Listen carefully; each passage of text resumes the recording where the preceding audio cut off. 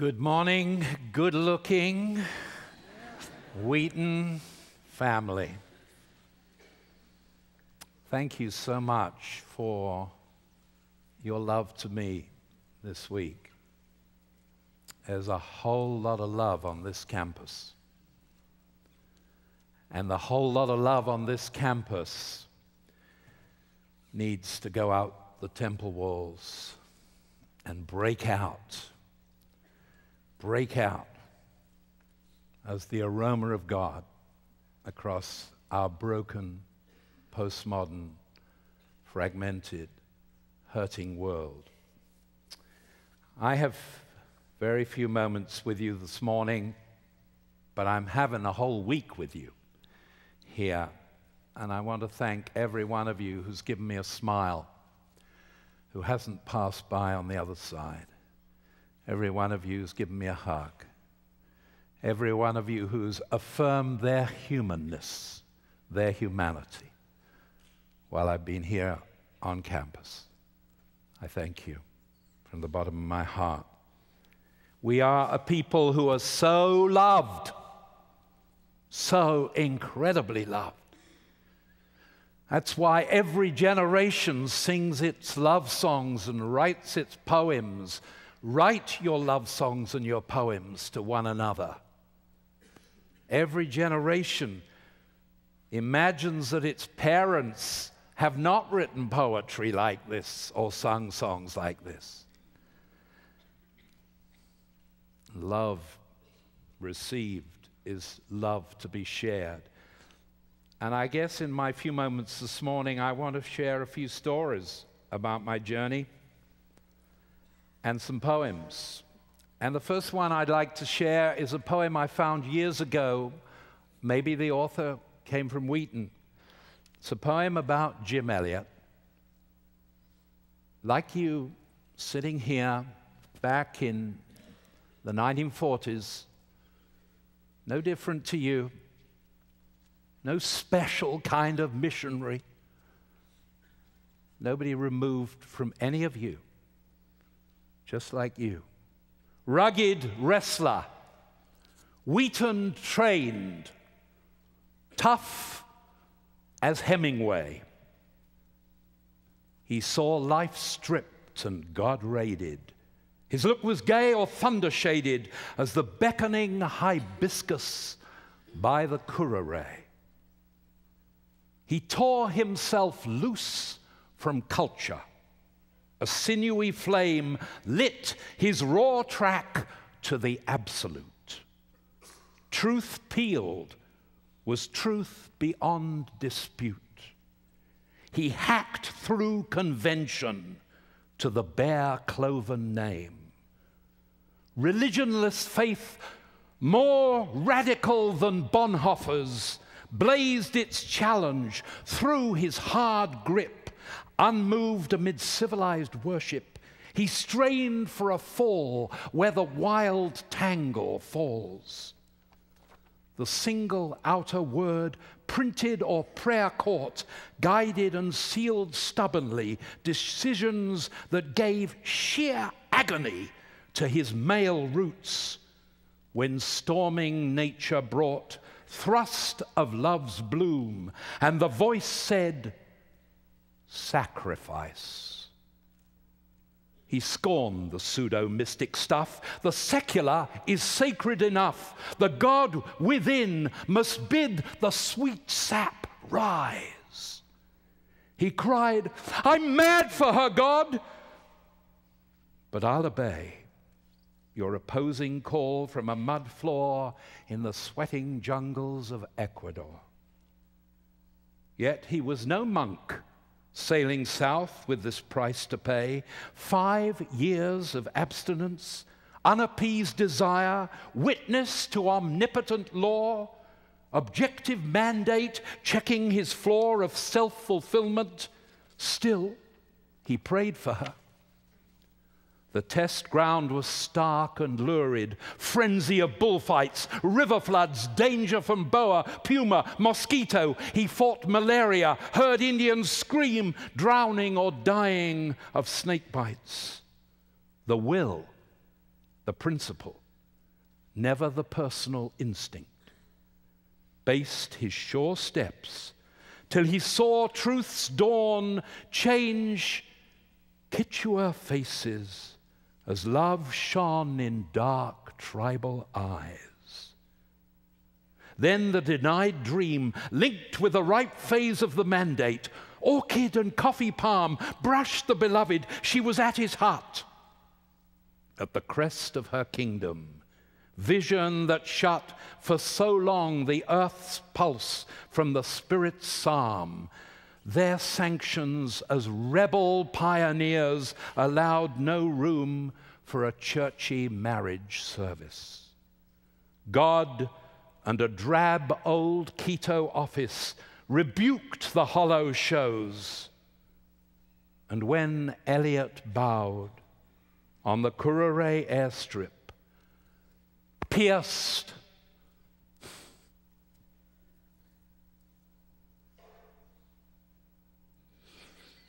by the lance of an Auca, martyred for making Christ his chief. A twin faith rebuked the clouding grief in the woman clasping his child at Shandia. That's our calling, friends. That's the call of the beloved. That's our living sacrifice and maybe actual sacrifice. There have been more martyrs in the last 100 years than the first 400 of the baby church. And we are here today because the so loved baby being born Church of God witnessed to the testimony of the Greek-Roman Empire of their day. See how they love one another. Not as a holy huddle up the cul-de-sac of irrelevancy, dancing on their own graves, navel-gazing, but out beyond the temple walls. And whether you're a sportsman, an artist, a businessman like Chandran, you couldn't have two more different people on a platform than he and I. The left brain and the right brain. But they're meant to work together, one complementing the other, not dictating to the other. In the fullness of Christ, the creative and the imaginative working together. The potter hath power over the clay. This is so beautiful. The results are glorious. As the potter picks up the dust, the organic, the dirt, in front of a blind man,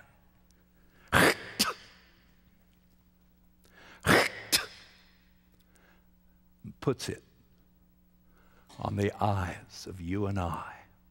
What do you see? I see men like trees walking. Wow. Wow. Men and women like trees walking. Impressionism. Beautiful. Something is coming through.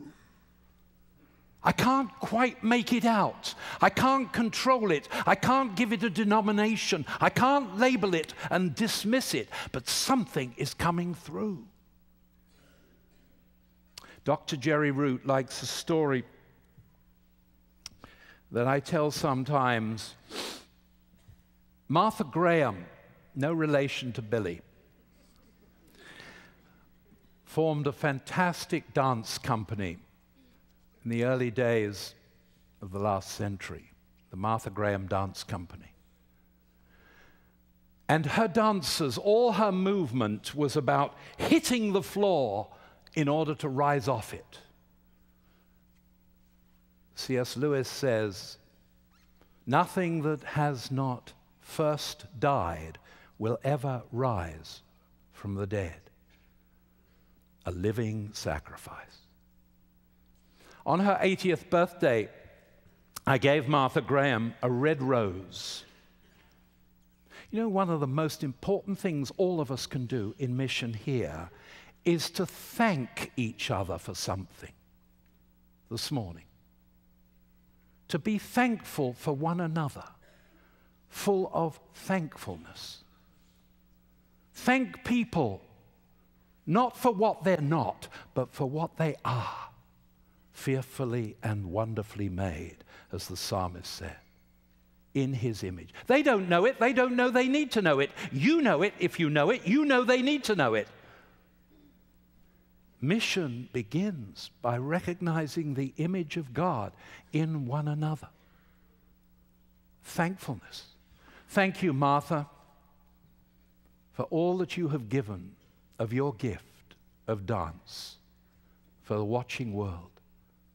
And she said, darling, dance is the mother of the arts.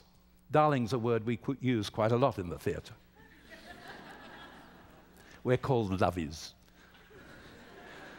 Thank you. Darling, dance is the mother of the arts. I looked at her and said, you know something. And she said, in the beginning, the Spirit moved on the face of the waters. Everyone knows something. They may not fit into your presuppositions, but everyone has been given something to bring to the table of thankfulness. And the arts are a gift from the giver. You are a gift from the giver. No repeats here this morning. Each one of you is a gift. And we're here at Wheaton to unwrap the gift, to work at the gift, to work at the gift. Iron sharpening iron, wit sharpening wit. We're here to learn how to polish the gift. And the gift is to be received, it's to be unwrapped, it's to be worked at, and it's to be offered back to the giver. And in the offering of it back to the giver, it is for his glory, the weight of glory. Heavy, heavy stuff. Deep, deep stuff. His glory and your good. In the process, you are being changed, and the good of the watching world. I was in China a few years ago with 300 people from 15 different countries. And we were in Chiang Mai in Thailand having a briefing session. And there were many from your country in this group. Majority were, in fact, Americans going to China. And they were really excited. We're going to bring God to China. And I pulled the rug. And I said, God's been in China for a long while. We don't actually take God anywhere. He's there. Let's see what he's doing in the world, in the lives of the homeless. What is he doing? Is there a flicker of light? A flicker left of the image of God in the broken bodies downtown Chicago? Then love it, fan it, touch it, feed it, take time with it. I said, we're not even changing the points. We're getting on board the train. Get on board, little children. God is moving. And boy, is he moving in China. I haven't time to tell you all the stories. People came off their bicycles with the chickens and the children. Bikes are second homes in China. Some of them the bikes are better than the homes. And they come up to you. Who did they know? They didn't know who we were, did they? Is the Spirit of God moving? And they'd say, I love Jesus. I love Jesus. Wow.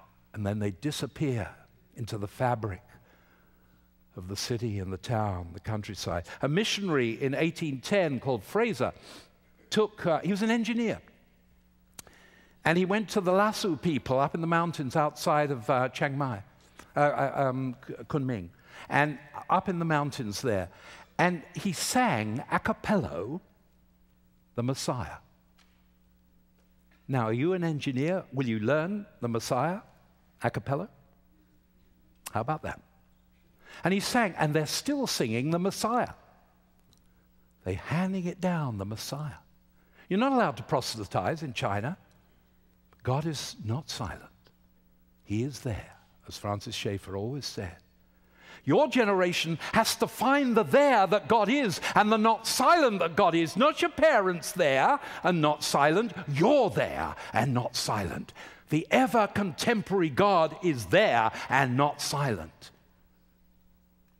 And down there they came onto the stage in Kunming, and they sang, and it went out over the tannoy and the PA system and right out of the whole town. I know that my Redeemer liveth. I can't sing very well, can I? I know that my... Right? They sang it out. God is not silent anywhere.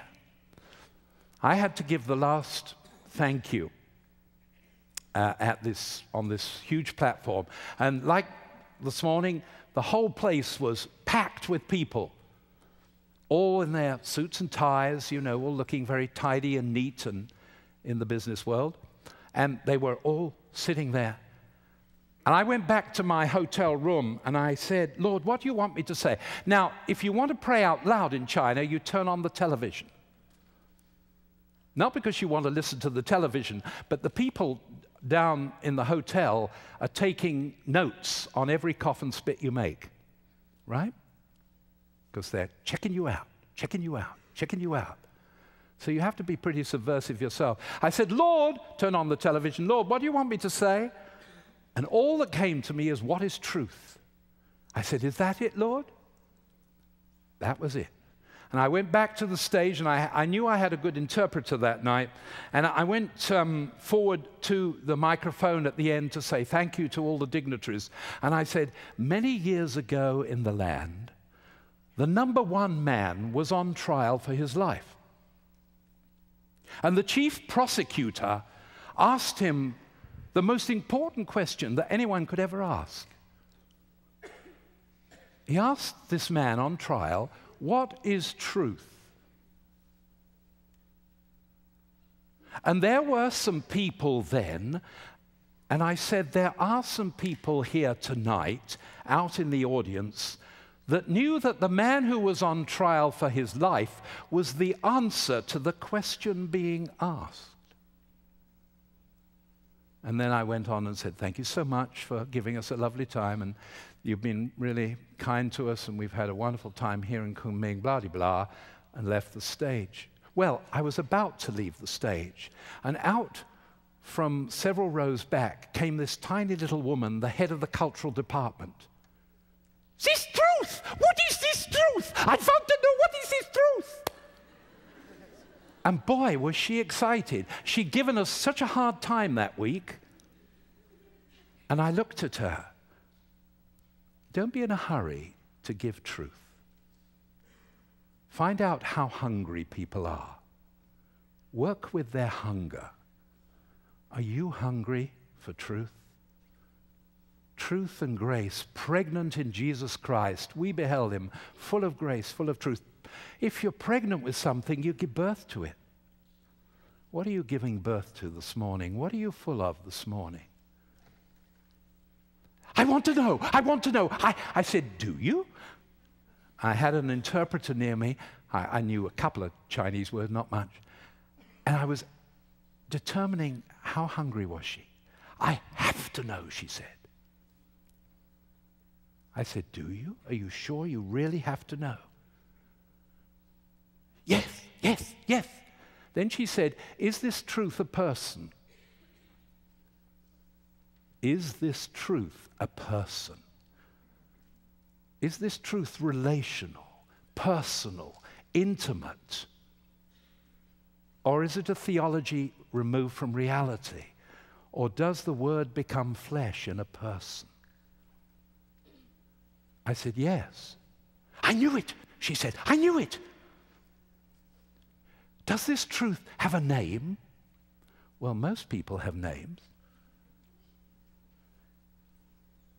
God is not just G-O-D-D-O-G. God has a name. He has a number of names. I said, yes, he has a name. His name is Jesus. I knew it, she said. I knew it. And that night, she gave her life to Jesus Christ.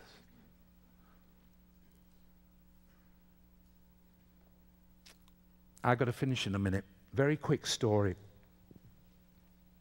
Lawrence Evans was an agent, and he was agent to Sir Laurence Olivier, Marilyn Monroe, Ralph Richardson, Rex Harrison, you name it. This guy was agent, theatrical agent, to some of the top people in the film and theater world. And he came to me a few years ago, aged 80. He was very angry. And he sat down, and over a cup of coffee, I said, why are you so angry? And he started to tell me that a beautiful home in England and a beautiful garden had been robbed where he'd spent his life, and he was now living with his wife in an apartment over the River Thames in London. Actually, a quite nice apartment, but not like what he'd left. And I found myself saying to him, the great artist put us in a garden.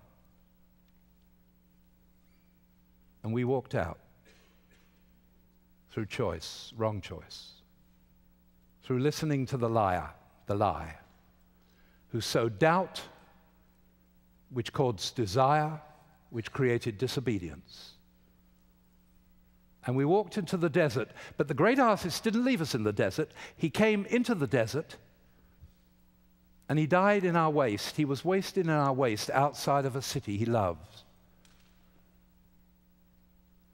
But he rose again in a garden, so he's really big on gardens. And a woman came, it's all theater, and a woman came into the garden who'd been incredibly loved. Have you been incredibly loved? And she wanted to pay homage, say thank you. And the body wasn't there, and she's weeping. And through her tears, impressionism, she sees who she thinks is a gardener. Woman, why are you crying? Sir, they've taken away my Lord. I don't know where they put him. Mary, a name, personal, relational, intimate. Not a gardener, but the gardener, back in the garden. And he's sobbing now, this agent. I said, do you want to know this gardener? Yes. His name is Jesus. You can invite him into the weeds of your 80 years to make a garden. And he did, and we had 11 years of Bible study together before he went to be with the gardener.